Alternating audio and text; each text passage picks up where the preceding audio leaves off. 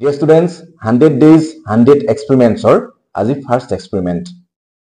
যেতিয়া সাধারণ পানীত নরমাল ওয়াটারত আমি হাঁহকণী এটা পেলাই দিওঁ তেতিয়া হাঁহকণীটো ডুবি যায় এটো কি কারণে হয় কারণ হাঁহকণীটোৰ ঘনত্ব পানীতকৈ বেছি সেই কারণে হাঁহকণীটো পানীত পেলালে পানীত ডুবি যায় এতিয়া যদি আমি পানী গিলাসত এচামুচ নিমখ মিহলি কৰি ঘুটি দিওঁ অলপ সময় তাৰ পিছত আমি হাঁহকণীটো পেলালে উল্টা এটা ঘটনা ঘটে হাঁহকণীটো এবাৰ উপঙি থাকে